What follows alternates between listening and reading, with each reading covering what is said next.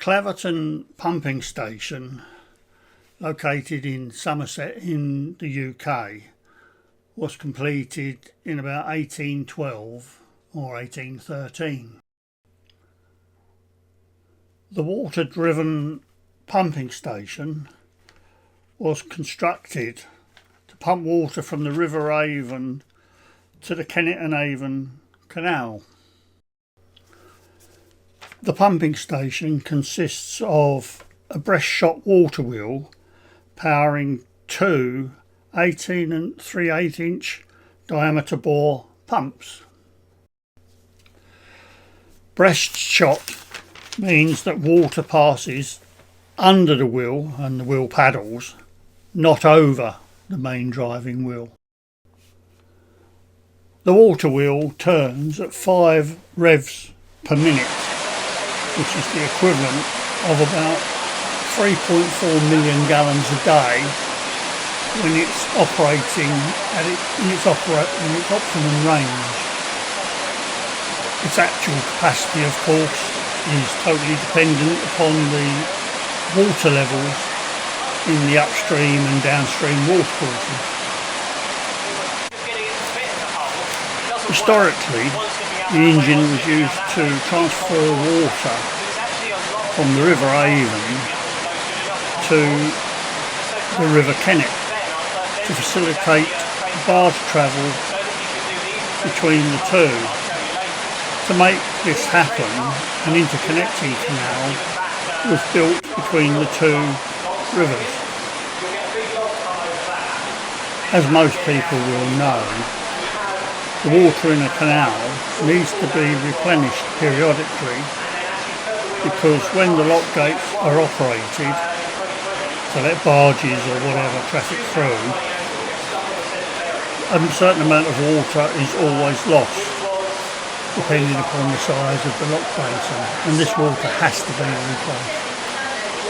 Canals in the UK were a successor to the pack horse trails, which were used historically to move goods around the country. Canals were a precursor to the railways, which to a great extent have now really been overtaken by road transport for moving goods around the country.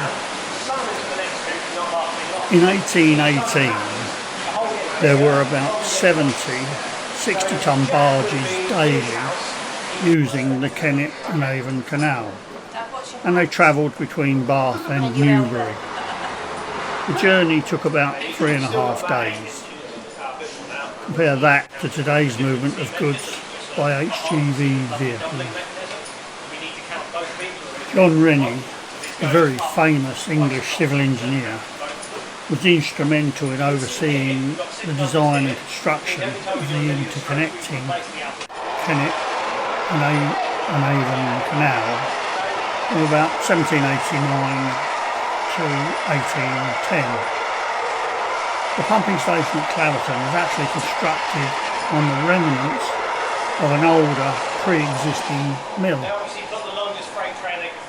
In appearance, the mechanical side of the engine, with its rocking beams, etc., looks very much like a steam-powered twin beam engine. But it isn't, of course, because it's water driven.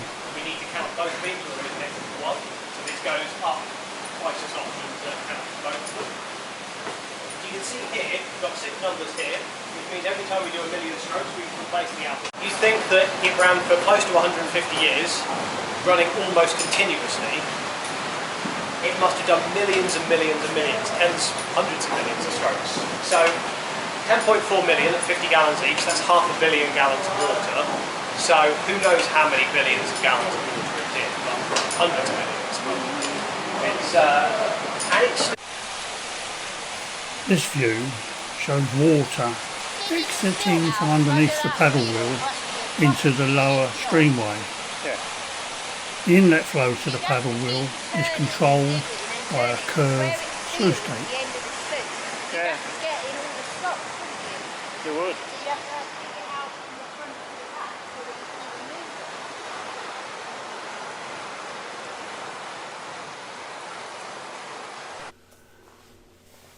This is a picture of a spare piston for the engine.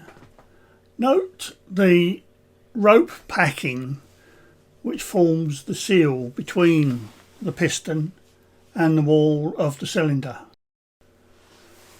This diagram shows the operation of the piston, whereby as the piston moves up, water is drawn into its lower chamber, and then as the piston is moved down by the rocking beams, water is expelled from the top to be delivered to the outlet under some pressure.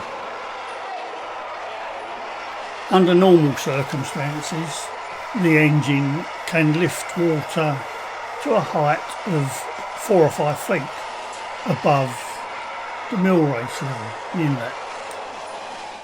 Depending upon circumstances, the engine can deliver water to a height of around 50 plus feet or so. In practice, of course, the performance of the pumps is really dominated by the water levels of the inlet, and as the water level of the inlet, the mill race rises and approaches the centre line of the big paddle wheel, performance drops virtually to zero. If the water level of the inlet side approaches the centre line of the wheel, it will eventually stop, and under certain circumstances could run backwards. Not a good plan. There are various markers on the wall of the station showing the significant depths to which the entire station has been flooded from time to time, and clearly in those circumstances it was not capable of operation.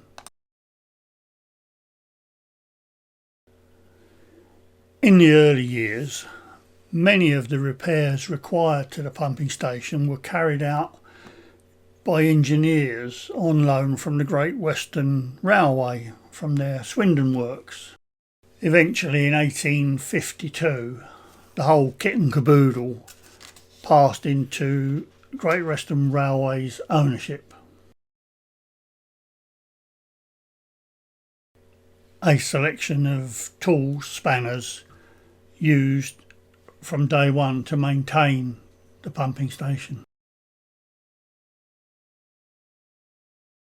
This medieval looking device was actually used in the early days to cut weeds, reeds and other assorted things growing in the upstream mill race to stop them fouling the water wheel. Eventually the entire station was given grade 1 listed status and is operated and maintained by a stalwart team of volunteers. The pumping station eventually stopped working in 1952 due to the state of dilapidation. All the information and some of the still pictures in this video have been taken from an excellent publication produced by the volunteers.